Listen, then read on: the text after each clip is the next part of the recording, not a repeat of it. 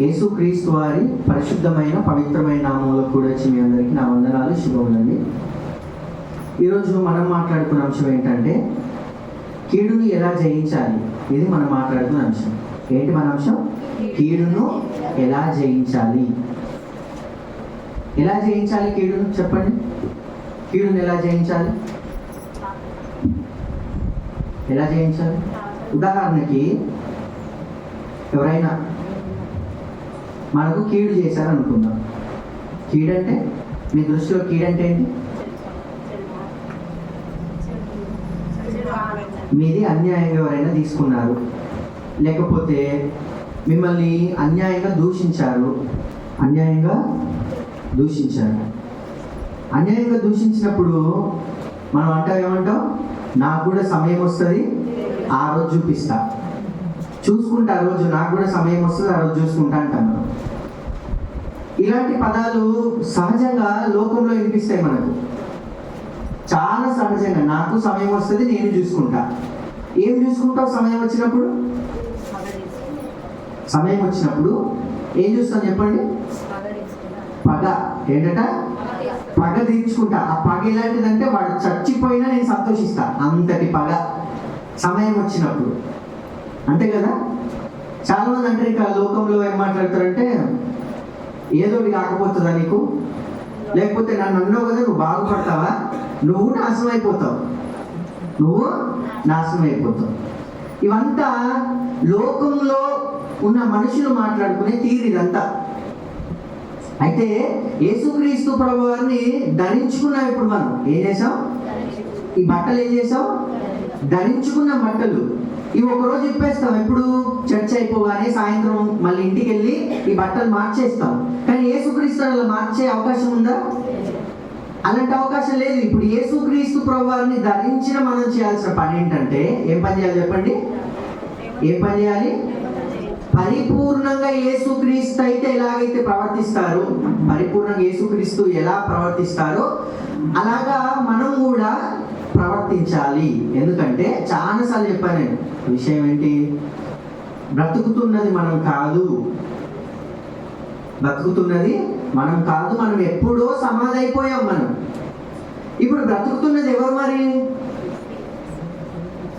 ఇప్పుడు బ్రతుకుతున్నది ఎవరంటే, మనలో బ్రతుకుతున్నది ఎవరంటే యేసుక్రీస్తు ప్రభువే. ఎవరు బ్రతుకుతున్నారు మనలో?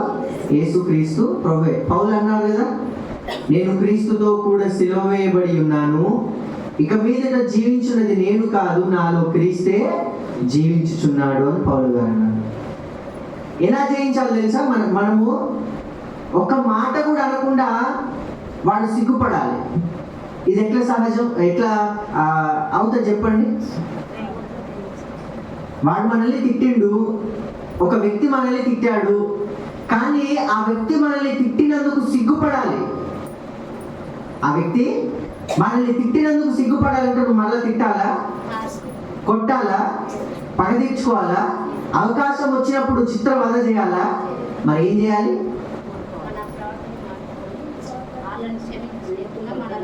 పలకరిస్తావు అట్లా? ఆ దమ్ముందా? ఆ ధైర్యం ఉందా? అట్లా మాట్లాడే దమ్ము, ధైర్యం ఉందా? నిన్ను తిట్టినంతో నువ్వు ప్రేమగా మాట్లాడే దమ్ముందా? నేను ఒక పద్యం చదువుతాను, మీరు చదువుకొని ఉంటారు స్కూల్లో, చదువుకున్న వాళ్ళు ఒకసారి ఆ పద్యం వినండి. ఆ పద్యం ఒక అన్యుడు రాసిండు, వేమన. ఆ పద్యం ఏంటంటే, చంపదగిన ఎట్టి శత్రువు తన చేత చిక్కనేమి, కీడు చేయరాదు, పొసగ మేలు చేసి పొమ్మనుటే మేలు, విశ్వదాభిరామ వినురవేమ.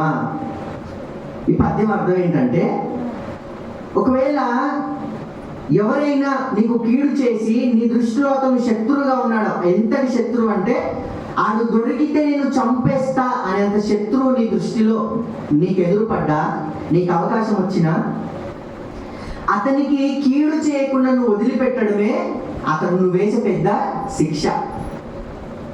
ఏంటట? అవునా కదా? అతను నీకు పెద్ద ఏదో దుష్కార్యం చేశాడు, పెద్ద కీడు చేశాడు నీకు. అయినా అట్లాంటి వ్యక్తి నీ కండ్ల ముందు కనిపించినప్పుడు, నీ చేతికి చిక్కినప్పుడు, నీకు అవకాశం వచ్చినప్పుడు కూడా అతని ఒక్క మాట కూడా నువ్వు అనకుండా అతను వదిలేస్తావు చూడు, అదే అతనికి నువ్వు వేసే పెద్ద శిక్ష. అంతకు మించిన శిక్ష ఏం లేదు ఈ లోకంలో. సిగ్గుపడతాడు వాడు. ఎంత సిగ్గుపడతాడంటే, అయ్యో ఆ రోజు అంత పెద్ద మాట అన్నా, ఇంత అవకాశం వచ్చినా నన్ను ఒక మాట అంటలేదు, లేకపోతే అంటలేడు అంటే ఇంతకంటే ఘోరమైన శిక్ష నాకుందా, ఇంతకంటే ఘోరమైన శిక్ష నాకు లేదు అని అతడు సిగ్గుపడి వెళ్ళిపోతాడట. ఒక అన్యుడు, ఒక వేమన రాసింది పద్యాన్ని. ఒక అన్యునికే అంత జ్ఞానం ఉండి దేవుడు కలిగి లేని ఒక అన్యుడు, యేసుక్రీస్తును కలిగి లేని ఒక అన్యునికే అంత జ్ఞానం ఉంటే, ఈరోజు యేసుక్రీస్తుని కలిగి ఉన్నాం, భాగ్యవంతులం, ఆయన ధరించుకున్నాం, ఆయనను మన హృదయంలో కొలువు తీరేలా చేసుకున్నాం. ఈరోజు మనకెంత జ్ఞానం ఉండాలి, మన యొక్క మెచ్యూరిటీ లెవెల్స్ ఎంత ఉండాలి, మనం ఆలోచన చేయాలి. ఇప్పుడు అలాంటి సందర్భం ఎప్పుడైనా మన జీవితంలో తలెత్తితే, అలాంటి సందర్భం ఎప్పుడైనా మన జీవితంలో మనకి ఎదురు పడితే, అతని క్షమించే దమ్ము ధైర్యం మనకుందా? అవకాశం వస్తే ఎక్కడ మాటలను చూసే గుణం మనది, కానీ అవకాశం వచ్చినా కూడా క్షమించే గుణం యేసుక్రీస్తుది.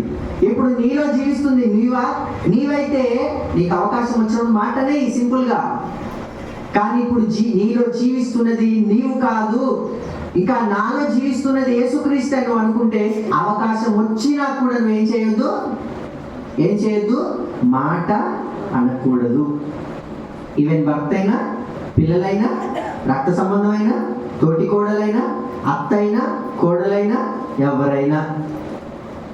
అర్థమైందా? ఎప్పుడైనా జరిగింది ఎట్లా మీకు జరిగిందా? మీరేం చేశారు? మనసులో కూడా తిట్టుకోలేదా? మనసులో కూడా తిట్టుకుంటారు కదా. అప్పుడు యేసుక్రీస్తుని మీరు ధరించుకున్నారా లేదా? తిట్టుకున్నప్పుడు ధరించుకున్నారా? మరి ధరించుకోలేదు, బాప్తిజం పొందలేదా అప్పటికి?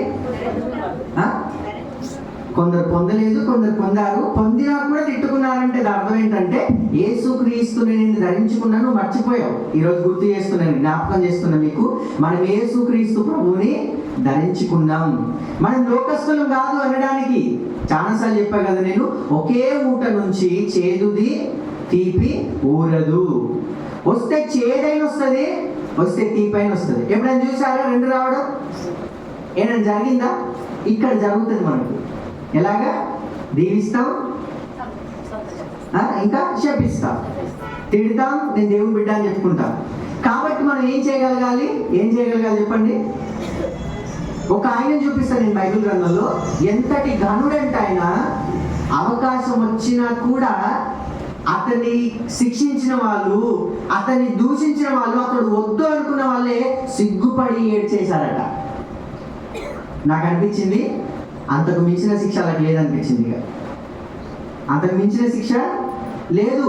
ఎంతటి అవకాశం అంటే ఆయనకు వచ్చింది, ఇంకా ఈయన సహాయం చేయకపోతే వాళ్ళు చచ్చిపోతారు. ఈయన సహాయం చేయకపోతే వాళ్ళు చచ్చిపోతారు. ఈయన కీడు చేశారు.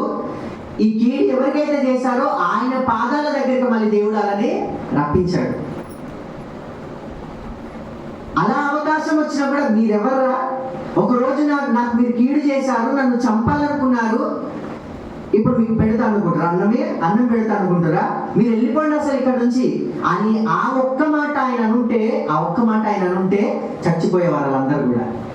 కానీ ఆయన మనసు ఎంతటిదంటే, యేసుక్రీస్తు ప్రభువారి యొక్క మనసు అంతటిది. ఆయన మనసు ఎలాంటిది? ఆ మనసు యేసుక్రీస్తు ప్రభు యొక్క మనసు ఎలాంటిదో ఆ యొక్క మనుష్యుని మనసు కూడా అలాంటిదే. యోసేపు తెలుసు కదా బైబిల్ గ్రంథంలో మీ అందరికీ. యోసేపు తండ్రి ఎవరు? యోసేపు యొక్క తండ్రి ఎవరు? యోసేపు యొక్క తండ్రి ఎవరంటే యాకోబు గారు. నేను రాత్రి కదా మనం మాట్లాడుకుంది. యోసేపు గారి యొక్క తండ్రి ఎవరంటే యాకోబు గారు. ఈ యొక్క యోసేపు గారు 11వ వాడు అని మనం చదువుకున్నాం రాత్రి. యోసేపు గారు 11వ వాడు. యాకోబుకు రాహేలు యందు పుట్టినవాడు యోసేపు. చాలా మంచివాడు, దేవుని యందు భయభక్తులు కలిగిన వాడు, చిన్న కొడుకు కనుక తండ్రికి చాలా ఇష్టమైన కొడుకు. అంత గారాబం పెట్టినా కూడా ఆయన ఎప్పుడు కూడా చెడ్డ పనులు చేయలేదు. దేవునికి వ్యతిరేకమైన కార్యమైన, తండ్రికి వ్యతిరేకమైన కార్యం ఆయన ఎప్పుడు కూడా చేయలేదు. అయితే అలాంటి మనసున్న యోసేపు ఎవరికి వ్యతిరేకం అయిపోయాడంటే మిగిలిన 10 మంది అన్నలకు వ్యతిరేకం అయిపోయాడు.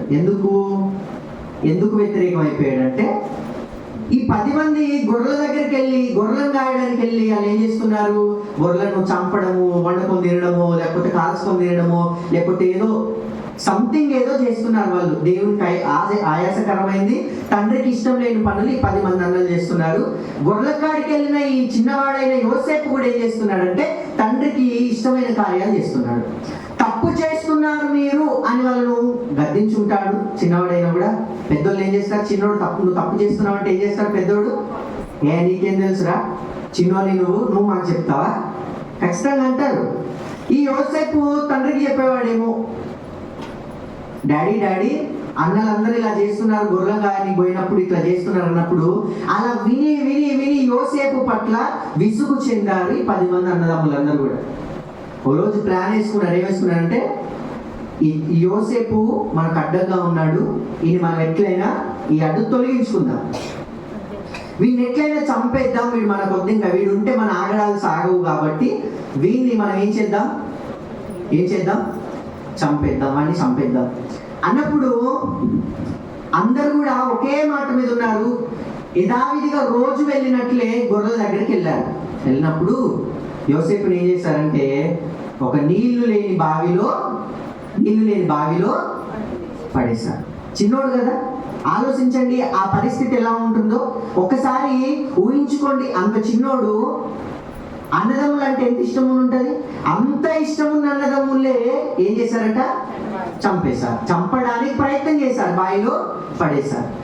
పడేసినప్పుడు అన్నలారా సహాయం చేయండి, రక్షించండి అని అన్నా కూడా వారి యొక్క ఇంటెన్షన్ ఈ చిన్నవాడికి అర్థం కాలేదు యోసేపుకి. అతన్ని చంపాలన్న ఉద్దేశంతోనే అలా చేశారన్న ఆలోచన యోసేపు గారికి లేదు, కానీ ఏదో రకంగా నేను వేశారు. ఎంత భయపడి ఉంటాడు యోసేపు చెప్పండి, అంత చిన్నవాడు. నా అనుకున్న అన్నదమ్ములే నన్ను చంపాలి అన్న ఉద్దేశంతో, నాకు కీడు తలపెట్టాలన్న ఉద్దేశంతో ఉన్నారు. నా పరిస్థితి ఏంటి ఇప్పుడు? నాకెంతో ఇష్టమైన నా తండ్రికి నేను దూరం అవుతున్నా, నా తోడ పుట్టిన నా అన్నదమ్ములకి నేను దూరం అవుతున్నా, నా పరిస్థితి ఏంటి ఇప్పుడు అని యోసేపు గారి యొక్క మనసు, ఆ చిన్న మనసు ఎలా అయిపోయి ఉంటుందో ఆలోచన చేయండి. సహాయం చేయండి అన్నలారా, సహాయం చేయండి ఎంత అరిచి గొంతు నొప్పి వచ్చేంత వరకు కలిసినా కూడా సహాయం చేయడానికి ఇష్టం లేని కఠిన మనసులు అయిపోయారు యోసేపు పట్ల అతని తోడబుట్టిన అన్నదమ్ములందరూ కూడా. నిజంగా మన జీవితంలో కూడా అట్లాంటి సందర్భాలు ఉంటాయి. తోడబుట్టిన అన్నదమ్ములే బల్లాలే మనకు పొడవచ్చు, తోడబుట్టిన అక్క చెల్లెలే మనకు కొన్నిసార్లు ఆయాసకరమైన చేస్తుండొచ్చు, మన పట్ల ఏదో మనల్ని వ్యతిరేకమైన కార్యాలు మన జీవితంలో చేస్తుండొచ్చు. తోడబుట్టిన వాళ్ళే మన రక్త సంబంధికులు, నా అనుకున్న వాళ్ళే కడుపులో పుట్టిన పిల్లలు కావచ్చు, చేసుకున్న భర్త కావచ్చు, కన్న తల్లిదండ్రులు కావచ్చు, ఎవరైనా మనకు వ్యతిరేకం ఒకానొక రోజు మారే అవకాశం వస్తుంది, మారుతుండొచ్చు. అందుకే దేవుడు ఒక మాట అంటారు కదా, నిన్ను కడుపున 9 నెలలు మోసిన తల్లి అయినా నిన్ను మరచునేమో, కానీ నేను నిన్ను మరచునేమో అని దేవుడు అన్నాడంటే మర్చే అవకాశాలు లేవా? ఈరోజు మర్చిపోవట్లేదా? ఫోన్ వచ్చింది, ఫోన్ చూస్తూ ఫోన్కు తినిపిస్తున్నారో తెలియదు, పాపకు తినిపిస్తున్నారో తెలియదు. ఫోన్ మైకంలో పడిపోయి పొయ్యి మీద ఏం పెట్టారో మర్చిపోతున్నారు తల్లులు. ఫోన్ మైకంలో పడిపోయి పిల్లల్ని తినిపించామా లేదా, పిల్లలు ఉన్నారా లేదా అని కూడా చూసుకునేవారు ఈరోజు లేరు. అలాగా హీటర్ షాక్ కొట్టి చచ్చిపోయిన వాళ్ళు ఉన్నారు, అలాగా వాటర్ హౌస్ లో పడిపోయి చచ్చిపోయిన వాళ్ళు ఉన్నారు, అలాగా బయట మీద ఎత్తుకొని పోతున్నప్పుడు ఆమె ఏదో ఆలోచిస్తున్నప్పుడు బయట నుంచి కింద పడిపోయి చనిపోయిన పిల్లలు కూడా ఈరోజు ఉన్నారు. కానీ దేవుడు మాత్రం తన అరచేతుల్లో మనల్ని చెక్కుకున్నాడు. దేవునికి స్తోత్రం. ఏం చేస్తున్నాడు దేవుడు? మనల్ని తన అరచేతిలో చెక్కుకున్నాడు. 9 నెలలు మోసిన తల్లికే అంత ప్రేమ ఉన్న తల్లే, పేగుబంధము అనే మాట వాడుతున్న ఆ తల్లే ఒకరోజు మనల్ని మర్చిపోతే దేవుడు మాత్రం మనల్ని మర్చిపోయేవాడు కాదు. తోడబుట్టిన వాళ్ళు మనకు వ్యతిరేకమైన, తల్లిదండ్రులు మనకు వ్యతిరేకమైన, ఎవ్వరు మనకు వ్యతిరేకమైన, దేవుడు మాత్రం మనకు వ్యతిరేకంగా ఉండేవాడు కాదు. కానీ మనం చేయాల్సింది ఒకటే, ఆయన యందు భయభక్తులు కలిగి ఉండాలి. యోసేపును అలాగా తీసి ఎవరికి అమ్మారంటే ఐగుప్తు దేశానికి వెళ్తున్న వర్తకులకు యోసేపును అమ్మారు, బావిలోంచి తీసి. ఆ వర్తకులు తీసుకెళ్లి ఐగుప్తులో బానిసగా అతన్ని అమ్మేశారు. ఐగుప్తులో బానిసగా మారిన ఆ యోసేపు, అతని జనాంగం ఉంది అక్కడ ఐగుప్తులో. కనానులోనేమో వాళ్ళ తల్లిదండ్రులు ఉన్నారు, తండ్రి ఉన్నాడు యోసేపు. కానీ అంత చిన్నవాడైన యోసేపును ఐగుప్తు దేశానికి ఒక బానిసగా అమ్మేశారు. అక్కడ అతను నానుకున్న వాళ్ళు ఎవరు లేరు, ఉన్నారా? నానుకున్న వాళ్ళు ఎవరు లేరు, నానుకున్న అన్నదమ్ములు లేరు, అతని భాష కాదు, ఏది కాదు అతడు. కానీ ఎట్లాంటి పరిస్థితి వచ్చినా అతని దేవుని మాత్రం అతడు మర్చిపోలేదు. చూడండి, ఆలోచన చేద్దాం. ఏదో ఒక సమయాన కొన్నిసార్లు చర్చికి మనం దూరం అవుతుంటాం, మన ఆత్మీయులకు మనం దూరం అవుతుంటాం. దూరం అయినప్పుడు ఒక వారం ఉంటుందేమో దేవుని మీద భక్తి, నువ్వు వెళ్ళిన వేరొక చోట 2 వారాలు ఉంటుందేమో భక్తి. కానీ అలాగా ఒక నెల గడిచిపోయిన తర్వాత అదే భక్తిని కొనసాగించడం సాధ్యమా? మనం వెళ్ళిన చోట, ఫర్ ఎగ్జాంపుల్ మిరప తోట ఏరడానికి వెళ్ళాను. మిరప తోట ఏరడానికి వెళ్ళినప్పుడు నువ్వు చర్చికి వచ్చినప్పుడు ఉన్నంత భక్తి అక్కడ ఉందా? ఏమైంది అక్కడ? భక్తిని ఎందుకు కొనసాగించలేకపోయామంటే సహవాసం అనేది లేదు. నువ్వు నమ్మిన దేవుణ్ణి ఇంకెవరైతే నమ్ముతారో ఆ నమ్మిన వాళ్ళతో ఉన్నప్పుడే నీ ఆత్మకు బలం అనిపిస్తుంది, సహవాసంతో బలం అనిపించి ఇంకా ఆత్మీయంగా ఎదగడానికి సహాయపడుతుంది, దోహదపడుతుంది. కానీ నీ యొక్క విశ్వాసం లేని వారు ఒక ప్రాంతంలో ఎవ్వరు లేరు, ఒక్కదానివే ఒక్కడే ఉన్నామంటే ఆత్మీయ జీవితం ఎలా ఉంటుంది? ఎలా ఉంటుంది ఆత్మీయ జీవితం? అట్లాంటి పరిస్థితి ఎదురైనప్పుడు బలంగా ఉంటుందా? యోసేపుకు ఆయన లాంటి వేరొక వ్యక్తి లేడు, ఆయన నమ్మిన లాంటి వేరొక వ్యక్తి లేడు. లేకపోయినా కూడా అతను ఐగుప్తు దేశంలో దేవుని అందరి భయాన్ని, భక్తిని ఆయన ఏం చేయలేకపోయాడు? మర్చిపోయాడా? వదులుకున్నాడా? ఏ రోజు కూడా ఆయన వదులుకోలేదు. దేవుని అందరి భయభక్తులు యోసేపు వదులుకోలేకపోయాడు. కానీ అంతటి మంచి మనసున్న యోసేపుకి దేవుడు వదిలిపెట్టాడా? మరి ఎన్నో శ్రమలు వచ్చాయి ఐగుప్తు దేశంలో. ఎన్ని శ్రమలు వచ్చాయి చెప్పండి ఆయనకు? పొతీఫర్ భార్యతో శ్రమ వచ్చింది, నన్ను అనుభవించు, తప్పు చేద్దామన్నా కూడా భయపడి వెళ్ళిపోయాడు. అక్కడి నుంచి ఆ పొతీఫర్ ఏం చేశాడు? పొతీఫర్కి ఏదో ఎక్కించి చెప్పడం వల్ల ఆ యోసేపుని తీసుకొచ్చి జైల్లో వేశారు. ఎన్ని కష్టాలు అనుభవించాడు తనది కాని దేశంలో. ఎవరి వల్ల? తన అన్నదమ్ముల వల్ల. తన అన్నదమ్ములు తనని అమ్మివేయడం వల్ల ఎన్నో కష్టాలను అనుభవించాడు యోసేపు. అన్ని కష్టాలు అనుభవించిన మనమైతే అనుకుంటామా లేదా? కష్టం వచ్చిన ప్రతిసారి మనకు దేని వల్ల కష్టం వచ్చిన తలుచుకుంటాం. నిజంగా ఆ పరిస్థితులు మనం ఉంటే, ఆ రోజు నా అన్నలే నన్ను బావిలో పడేసి ఈ ఐగుప్తీలకు నన్ను నమ్మకపోతే నాకు ఈ పరిస్థితి వచ్చేది కాదు కదా. ఆడు నాకు దొరకని వాళ్ళ సంగతి చెప్తా, వాళ్ళు నా కంటపడని వాళ్ళని చంపేస్తా, అందరు ఇన్ని కష్టాల పాలు చేస్తున్నారని మనం ఖచ్చితంగా అనుకుంటాం. కానీ ఏ ఒక్కరోజు కూడా యోసేపు అలా అనుకున్నట్లు లేదు. ఆయన ఒకటే అనుకుంటున్నాడు, అమ్మితన్నారు. ఎన్ని కష్టాలు వచ్చినా నా దేవుడు ఏం చేస్తాడు? ఖచ్చితంగా నా దేవుడు నన్ను కాపాడుతాడు.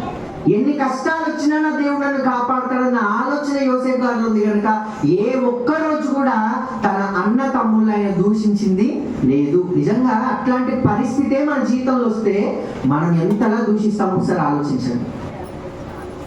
మనం ఎంతలా దూషిస్తాం, మనం ఎలా బ్రతుకుతాం, ఇంకా పగను ద్వేషాన్ని మనం పెరుగుతున్న కొద్దీ, సంవత్సరాలు గడుస్తున్న కొద్దీ ఇంకా ద్వేషం కూడా పెరిగి పెద్దదైపోతుంది మన మనసులో. ఆ వ్యక్తి మనం కోప్పడినా, మనం ద్వేషించిన వ్యక్తి మన ఎదుట కనిపించినప్పుడు మనకు అనిపిస్తుంది, ఒకేసారి బాస్ట్ అయిపోతాం, పేరిపోతుంది అనమాట మనలో ఉన్న కోపం అంతా. ఇంకా నువ్వు ఎన్ని మాటలు అనాలో అన్ని మాటలు చాలా సింపుల్ గా అనేస్తావు. ఎందుకంటే నీ వల్లనే నాకు ఈ పరిస్థితి వచ్చింది, నేను ఈ పరిస్థితిలో ఉన్నానంటే నీ వల్లనే అని మనము ఎన్నంటే అన్నంటాం. కానీ ఆలోచించండి, యోసేపు జీవితంతో పోల్చుకుంటే మన జీవితం ఎంత, మన ఆలోచన ఎంత యోసేపు గారి జీవితంతో పోల్చుకుంటే. ఆయన అలాగా దేవుని అందరి భయభక్తులు కలిగి బ్రతికాడు కనుక దేవుడు ఆయన భక్తిని, భయాన్ని మెచ్చి ఏం చేశారు? ఆయన ఒక ఉన్నతమైన స్థానంలో ఉంచాలనుకున్నారు దేవుడు. అనుకొని ఏం చేశాడు? ఆయనకు ఒక పదవిని ఇచ్చాడు, ఒక గొప్ప పదవిని ఇచ్చాడు ఐగుప్తు దేశంలో. ఆ గొప్ప పదవి వచ్చిన తర్వాత అలాంటి పరిస్థితి వచ్చిన తర్వాత కూడా అనుకోవచ్చుగా, ఇప్పుడు నా అందరూ నా కళ్ళ ముందు కనిపిస్తే చూసుకుంటా రఫ్ఫాడిస్తాదని అనుకోవచ్చుగా. ఇప్పుడు నేను గొప్ప ఉన్నత అధికారంలో ఉన్నా, నేను ఇప్పుడు మంత్రి పదవిలో ఉన్నా, ప్రధానమంత్రి పదవిలో ఉన్నా, ఇప్పుడు నన్ను నాకు ఈ పరిస్థితి, నేను ఇన్ని శ్రమలు ఇన్ని కష్టాలు అనుభవించడానికి కారణమైన వాళ్ళు నా కళ్ళ ముందుకు వస్తే వాళ్ళ సంగతి నేను చూసుకుంటాను అనుకోవచ్చుగా. ఏ మాత్రం కూడా గర్వము పెరగలేదు. నిజంగా అట్లాంటి పరిస్థితుల నుంచి ఒక గొప్ప స్థానం మనకు వస్తే ఆ పదవితో పాటు మన కళ్ళు కూడా ఎక్కడికి ఎక్కితే, నెత్తికెక్కితే పదవితో పాటు మన కళ్ళు కూడా. కానీ యోసేపుకు అంత గొప్ప పదవి వచ్చినా కూడా ఆయన కళ్ళు నెత్తికెక్కలేదు. ఆయన మనసు మొదట ఎలాగ దేవుని యందు భయభక్తులు కలిగి భయంగా భక్తిగా బతికాడు, అలాగే పరిశుద్ధంగా ఉంది ఆయన మనసు. ఆయన కళ్ళు కూడా నెత్తికి ఎక్కలేదు. చూడండి ఎంత గొప్పవాడో యోసేపు. ఆయన ఎంతటి గొప్పవాడు అంటే దేవుడు ఆయన గురించి రాయించమాట, యోసేపు ఫలించేది కొమ్మ. ఆయన ఫలించేది కొమ్మ యోసేపు అని యోసేపు గురించి దేవుడు రాయించారు. ఎప్పుడు ఫలభరితంగా ఉంటుంది చెప్పండి? చెట్టు ఎప్పుడు ఫలభరితంగా ఉంటుంది? మంచి పండ్లు రావాలి, మంచి పూత పూయాలి, మంచి కాయలు కాయాలంటే చెట్టుకు ఎలాంటి పరిస్థితి, దాని మొదలు ఎలా ఉంటే మంచి ఫలాలు కాస్తుందా చెప్పండి? బలంగా ఉండాలి. దానికి కావాల్సిన పొటాషియం, కాల్షియం, న్యూట్రిషన్స్ అన్ని కూడా ఆ వేర్లకు మంచిగా ఉన్నప్పుడు మాత్రమే అది ఫలిస్తుంది. అదే దాని మొదల్లో చీడ పురుగు పడితే పువ్వులు రావు, కాయలు కాయలు, ఆ చెట్టు ఆకులు కూడా ఎండిపోతాయి, స్లోగా చెట్టు కూడా మొత్తము చచ్చిపోతుంది. ఇప్పుడు మనం కూడా దేవునికి ఇష్టమైన ఫలాలు ఫలించాలంటే ఈ హృదయం ఎలా ఉండాలి? సారవంతమైనదిగా ఉండాలి. ఇక్కడ ఫలించడానికి కావలసిన ప్రతిది కూడా ఈ హృదయంలో మనకు ఉండాలి. కుళ్ళు, కుతంత్రము, కోపము, ద్వేషము, ఈర్ష, కీడు చేయాలన్న మనస్తత్వము దినదినము ఇక్కడ మనం పెంచుతూ వచ్చామనుకో ఏం జరుగుతుంది? మొత్తానికి ఆ చెట్టు అయితే ఎలాగ ఎండిపోతుందో, దానికి కావాల్సిన న్యూట్రిషన్స్ అవన్నీ లేకపోతే చెట్టు ఎట్లాగైతే ఎండిపోతుందో, మనము కూడా ఆత్మీయ జీవితంలో స్లోగా చచ్చిపోతుంటాం ఆత్మీయ జీవితంలో. కాబట్టి ఆలోచించాలి. మనం ఏం ఆలోచించాలి? నా చెట్టు ఎలా ఉంది? నా మనసు ఎలా ఉంది? నేను ఫలించడానికి సిద్ధంగా ఉన్నానా, లేక ఎండిపోవడానికి సిద్ధంగా ఉన్నానా? నేను కీడు చేత కీడును జయిస్తున్నానా, మేలు చేత కీడును జయిస్తున్నానా? ఆలోచన చేయాలి. ఒకరోజు ఏం జరిగింది యోసేపు జీవితంలో? ఏం జరిగిందంటే కానాను దేశంలో కరువు వచ్చింది. ఏ దేశం? కానాను దేశంలో కరువు వచ్చింది. ఆ కానాను దేశంలో కరువు వచ్చినప్పుడు అక్కడ ఎవరున్నారు? కానాను దేశంలో యోసేపు యొక్క అన్నతమ్ములందరూ కూడా కానాను దేశంలో ఉన్నారు. ఈ అన్నదమ్ములందరినీ కీడు చేశారు కదా. ఒకరోజు ఏం జరిగిందంటే ఇక కరువు వచ్చి వర్షాలు పడతలేవు, తినడానికి తిండి లేదు, ఏం లేదు. అలా అనుకున్నారట. పక్క దేశంలో ఒక ఆయన ఉన్నాడట, అక్కడికి వెళ్దాము.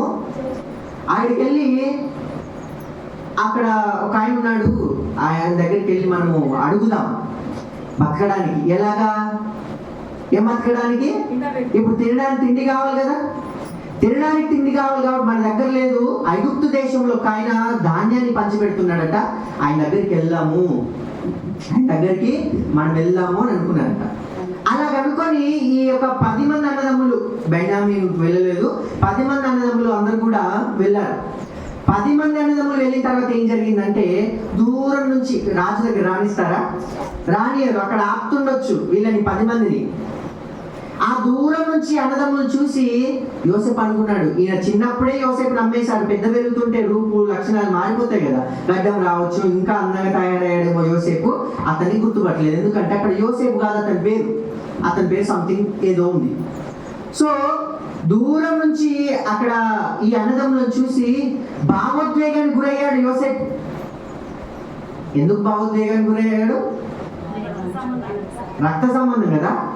నిజంగా మన జీవితంలో అట్లాగా మనకు కీడు చేసిన వాడు చాలా రోజుల తర్వాత నిన్ను కలవడానికి ఒకడు వచ్చాడు అని కనిపిస్తే నువ్వు భావోద్వేగానికి గురవుతావా, లేకపోతే అతని మీద కోపంతో ఊగిపోతావా?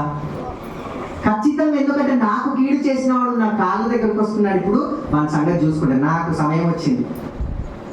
ఏమొచ్చింది? నాకు సమయం వచ్చింది, ఇప్పుడు నా కాళ్ళ కాడికి వచ్చాడు అని సంగతి చూసుకుంటాను. నువ్వు వాడిని ఏం చేస్తావు అంటే అష్ట కష్టాలు ముప్పు తిప్పలు పెడతావు ఖచ్చితంగా. కానీ యోసేపు అలా కాదు. ఆయన ఏం చేశాడు, అక్కడ ఉన్న 10 మంది అన్నదమ్ములను చూసి భావోద్వేగానికి గురయ్యి ఆయన అంటారు, వాళ్ళు రమ్మనండి నా దగ్గర రమ్మనండి తీసుకురా అని అనగానే తీసుకురాని వాళ్ళందరూ కూడా ఇట్లా వంగి ఏం చేశారంటే దండం పెట్టారు. దండం పెట్టిన తర్వాత ఆయన అన్నాడు, నీకేం కావాలి, మీరెవరు, మీరు ఎక్కడి నుంచి వచ్చారు, ఇదంతా అడిగాడు. ఆ సందర్భాన్ని మనం ఆదికాండంలో చదువుదాం. ఆదికాండము 45వ అధ్యాయంలో. ఇప్పుడు అర్థమైంది కదా ఏం జరుగుతుందో. ఆదికాండం 45వ అధ్యాయంలో చదువుదాం ఆ సందర్భాన్ని.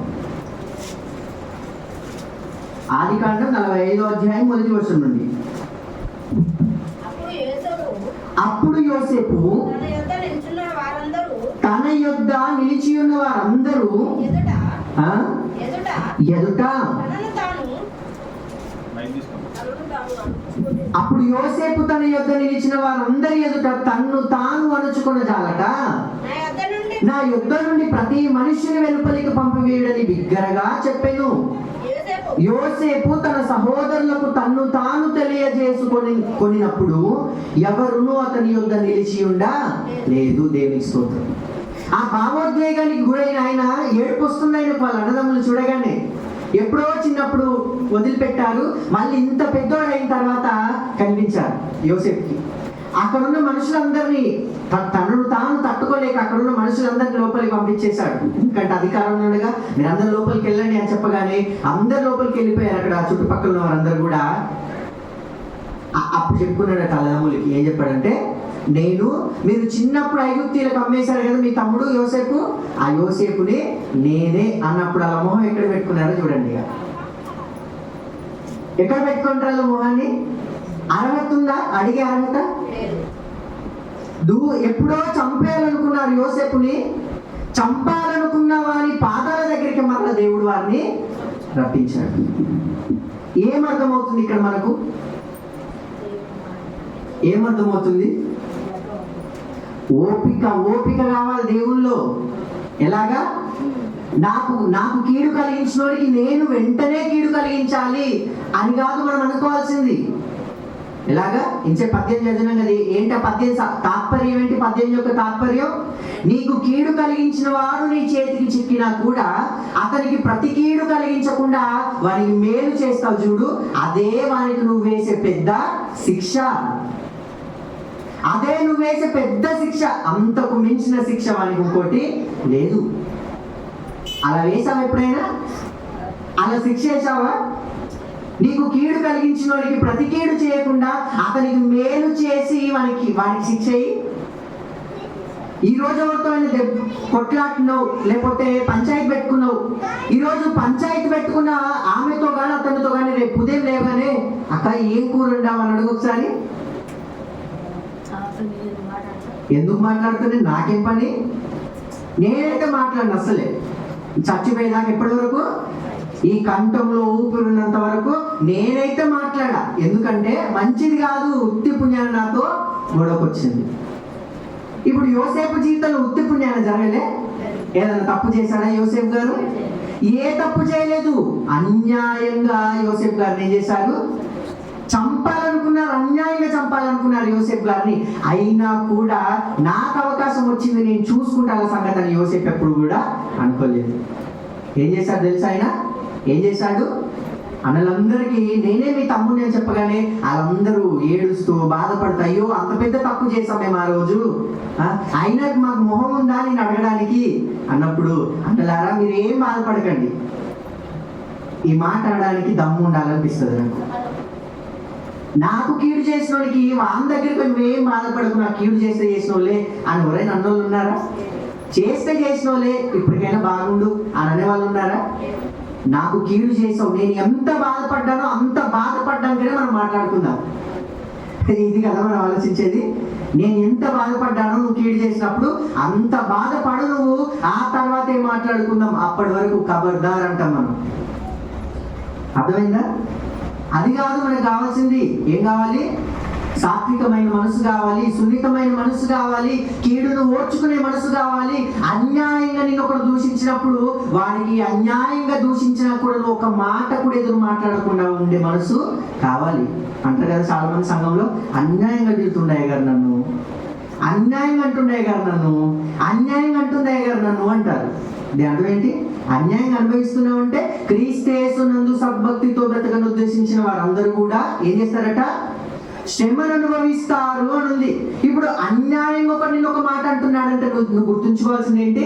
అయితే నా భక్తి గొప్పదే, నేను భక్తి చేస్తున్నా, మంచి భక్తే చేస్తున్నా దేవుని ఎదుట కాబట్టి, క్రీస్తేసునందు గొప్ప భక్తి చేస్తున్నా కాబట్టి ఇప్పుడు నాకేమొచ్చింది? శ్రమలు వస్తున్నాయి, నాకు బాధలు వస్తున్నాయి, నాకు శ్రమలు వస్తున్నాయి, అన్యాయమైన మాటలు అంటున్నారంటే నా భక్తి బాగుందన్నమాట దేవుని ఎదుట. వచ్చినా పర్లేదు, నా భక్తిని ఇలాగే నేను కొనసాగిస్తా, నా భక్తిని ఇలాగే కొనసాగిస్తా అనే ఆలోచన కలిగే మనం బతకాలి తప్ప నన్ను అన్యాయం అంటాడా నేను చూసుకుంటా వాడి సంగతి అనొద్దు ఎప్పుడు కూడా. ఎందుకంటే యేసుక్రీస్తు ప్రభు మనకు మాదిరి. ఎవరు మనకు మాదిరి? యేసుక్రీస్తు ప్రభు వారే మనకు మాదిరి. ఆ గొప్ప సర్వోన్నతుడైన దేవుని కుమారుడైన, మహోన్నతుడైన దేవుని కుమారుడైన యేసుక్రీస్తు ప్రభు మనకు మాదిరైన యేసుక్రీస్తు ప్రభు వారు. ఇప్పుడు నేను చచ్చిపోయా, నాలో యేసుక్రీస్తు జీవిస్తున్నాడంటే ఒకడు మాట అంటే నువ్వు 10 మాటలు అనకు. గుర్తుంచుకోండి, ఒకడు మాట అంటే నువ్వు 10 మాటలు అనకు. ఏం చేయాలి? ఒక విషయం చెప్తాను మీకు, మీరు బాధపడకండి. ఆ ఊర్లలో ఎట్లుంటుంది తెలుసా? ఊర్లలో యేసు ప్రభువుని నమ్మక ముందు తప్పులు చాలా చేసి ఉంటాం మనం, చాలా అంటే చాలా తప్పులు చేసి ఉంటాం. నమ్మిన తర్వాత మళ్ళీ గొడవ వచ్చింది అనుకో, ఉదాహరణకి నీకు నీ పక్కన గొడవ వస్తే, ఆ రోజు నువ్వు ఆ తప్పు చేస్తే కదా నాకు తెలియదు అనుకున్నావా అని మళ్ళా నువ్వు బజార్కి ఎక్కి నువ్వు మళ్ళీ అలా తిట్టుకుంటున్నావు అనుకో, నీ పరువు పోతుందా దేవుని పరువు పోతుందా? నువ్వు ఆ తప్పు చేసినావని సమాజం మొత్తానికి తెలిసేప్పుడో నువ్వు చెప్పుకున్నంత మాత్రం నేను కొత్తగా చెప్పుకుంటున్నావా? లేదు, ఇద్దరు నువ్వేమన్నా తక్కువ, నువ్వు తప్పు చేసినావు నాకు తెలియదా? ఇది కామన్ గా గ్రామీణ ప్రాంతాలలో ఇలా తిట్టుకుంటారు అందరు కూడా. నువ్వు తప్పు చేసావంటే నువ్వు తప్పు చేసావని. అందరూ తప్పు చేశారు, ఒక్కడు నీతిమంతులు లేరు, అందరూ పాపం చేసి దేవుడు అనుగ్రహించి మహిమను పొందలేకున్నారు అని వాక్యమే సెలవిస్తుంది. అయితే ఇప్పుడు ఒక అవకాశం ఇచ్చాడు, మన తప్పులను క్షమించుకొని తప్పులన్నీ దేవుని దగ్గర ఒప్పుకొని నీతిమంతునిగా బతకడానికి ఒక అవకాశాన్ని దేవుడు మనకి ఈరోజు ఇచ్చాడు. అవకాశాన్ని దేవుడు ఇచ్చిన తర్వాత మరలా నువ్వు ఆ తప్పు చేసావు కదా, ఈ తప్పు చేసావు అని కాదు నువ్వు ఎంచుకోవాల్సింది. ఒకవేళ నీకు గొడవ వస్తుందంటే ఎందుకు ఆ గొడవ వస్తుందో నువ్వు ఆలోచించాలి మొదట.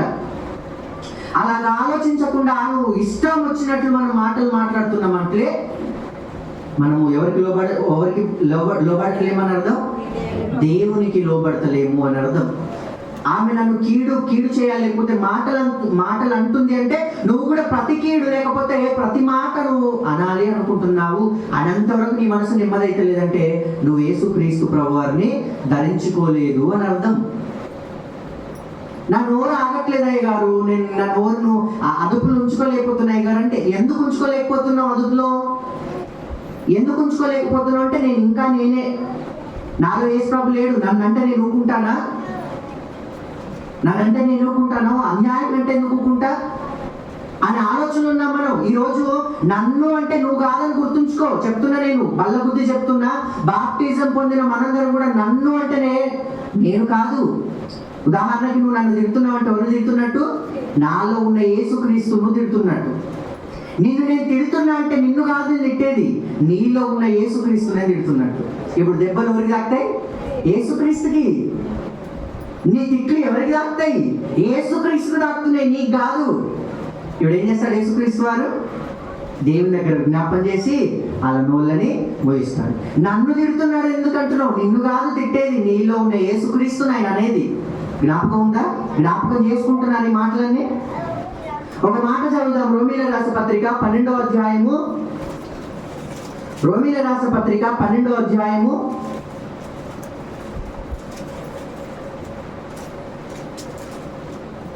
21వ వచనాన్ని చూద్దాం. కీడు వలన జయింపబడక మేలు చేత కీడును జయించుము. ఎంత బాగుంది మాట, అర్థమైందా చదివిన వాళ్ళందరికీ? Page number 142. ఏమర్థమైంది అక్క చెప్పండి మీకు? ఈ మాట చాలా బాగుంది కదా, ఏం అర్థమైంది ఈ మాట? మళ్ళీ ఒకసారి చదవండి. కీడు వలన జయింపబడక మేలు చేత కీడును జయించుము. నీకొకడు కీడు చేశాడంటే నేను కీడు చేసేవని జయిస్తాను అనుకోకు. ఒక క్రైస్తవుని మనం అనుకోవాల్సింది ఏంటంటే నేను వానికి మేలు చేసి జయిస్తాను. ఎట్లాగా? ఇది సాధ్యమేనా? సాధ్యం కాకపోయినా సాధ్యం చేయాలి మనం. ఎలాగా? సాధ్యం కాకపోయినా సాధ్యం చేయాలి. ఎందుకో తెలుసా? ఎందుకు సాధ్యం చేయాలి మనం దీన్ని? యేసుక్రీస్తు అలాగా చేశాడు కనుక.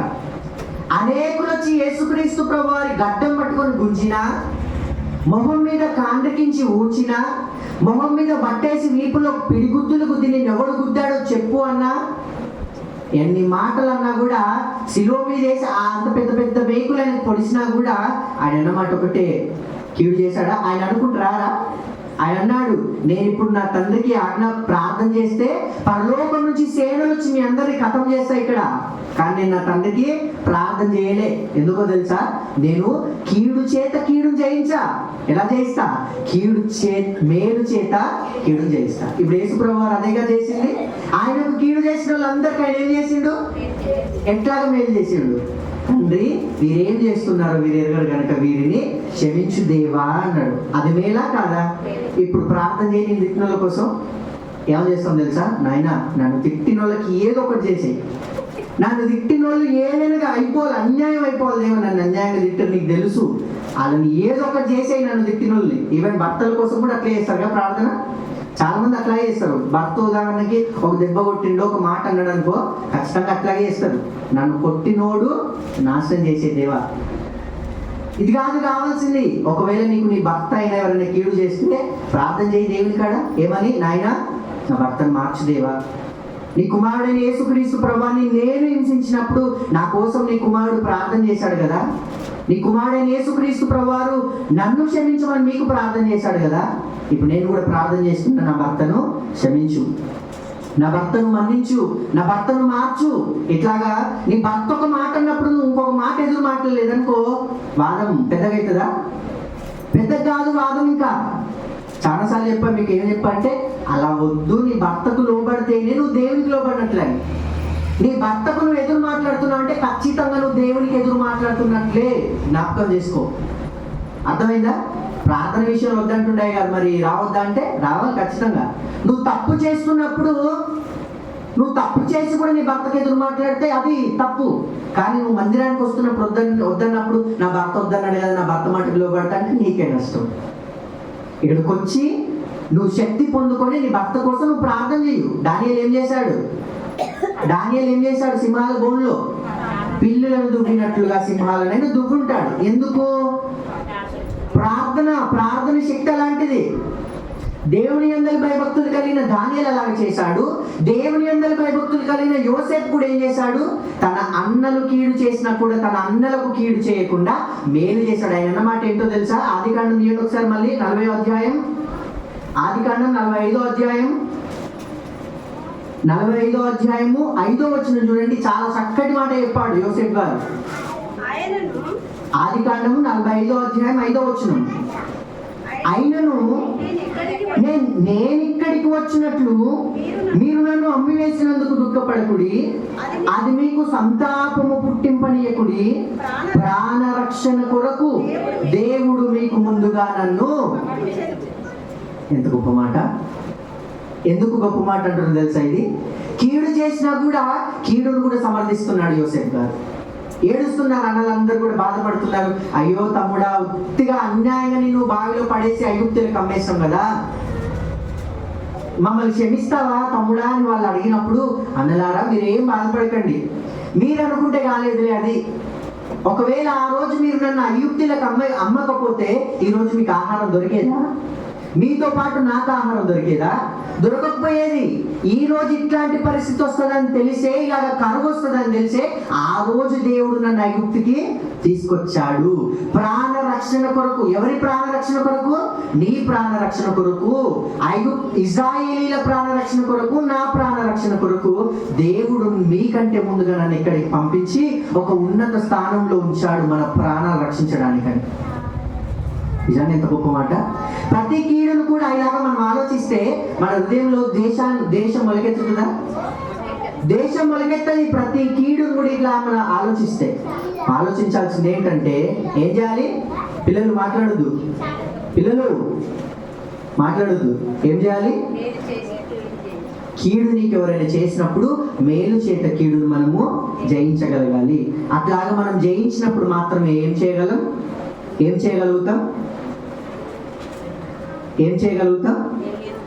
దేవుడికి ఇష్టలుగా మనము బ్రతకగలుగుతాం. స్టెఫెను తెలుసుగా మీ అందరికీ? స్టెఫెన్ను ఎట్లా చంపేశారు? రాళ్లతో కొట్టి స్టెఫెన్ని చంపేశారు.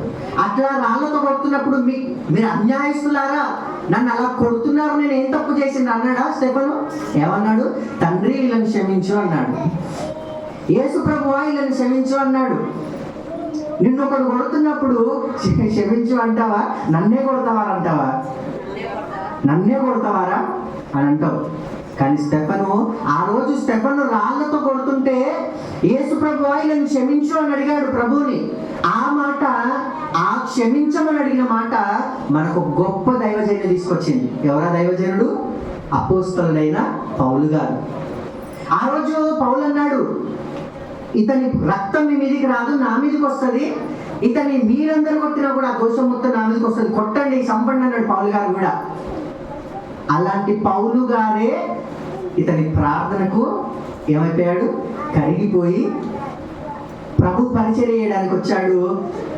యేసు ప్రభు నమ్మిన వాళ్ళందరినీ చంపేసిన పౌలు గారు ఆయన అన్నాడు, నేను క్రీస్తు కోసం చావడానికైనా సిద్ధమే, బ్రతకడానికైనా సిద్ధమే అన్నాడు. అంటే స్టెఫెను చేసింది ఏంటి? కీడుకు ప్రతి కీడు చేశాడా? ఏం చేశాడు?